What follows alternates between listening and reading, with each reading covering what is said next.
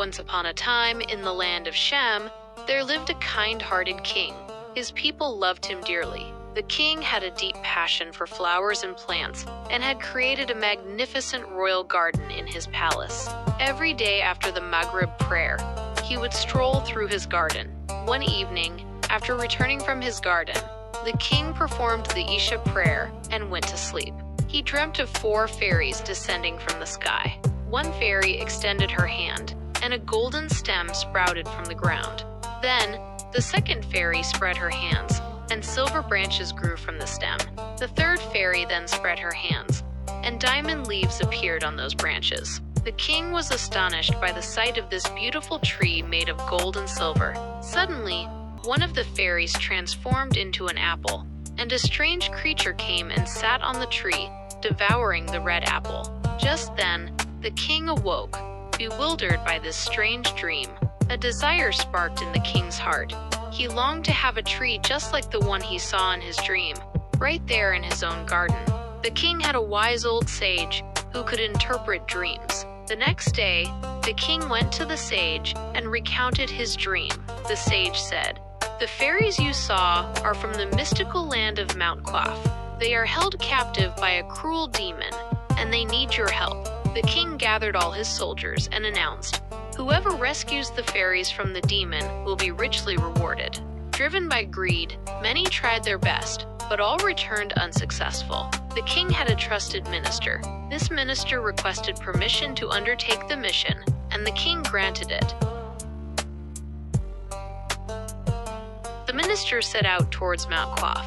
As he journeyed through a forest, he came across an unusual man, injured and writhing in pain. The minister tended to the man's wounds. Grateful, the injured man thanked him and asked where he was headed. The minister shared his quest. The injured man warned, "The demon is very dangerous. I know a chant that might help you. It will allow you to communicate with animals." He taught the minister the chant.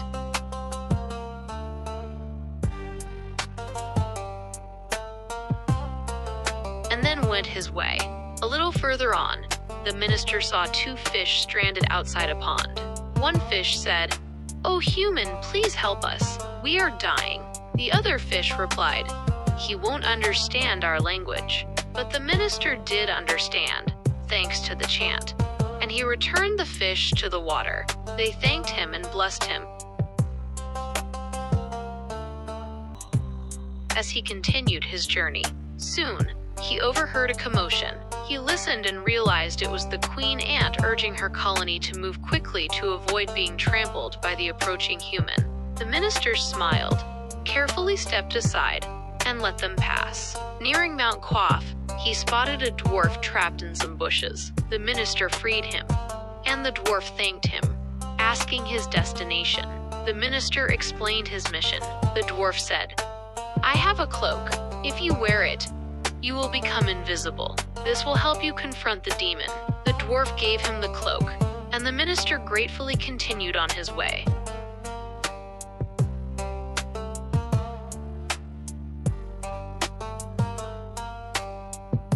At last, he reached Mount Qaf and saw a magnificent palace guarded by 2 strange creatures. He donned the cloak, becoming invisible, and slipped past the guards. Soon, however, the palace erupted in chaos, realizing an intruder had entered. The tall demon was furious, but before the demon could react,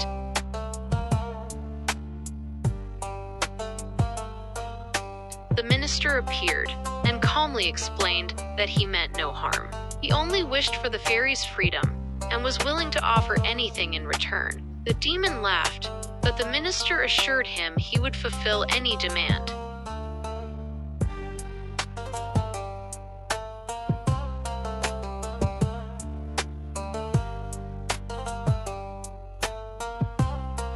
The demon then removed a beautiful ring from his finger and threw it into a river, saying, "I want this ring back by morning." The minister worried about finding the ring in such a vast river, but he remembered the fish. He called them and explained the situation. The fish promised to find the ring by dawn, and they did, delivering it to him.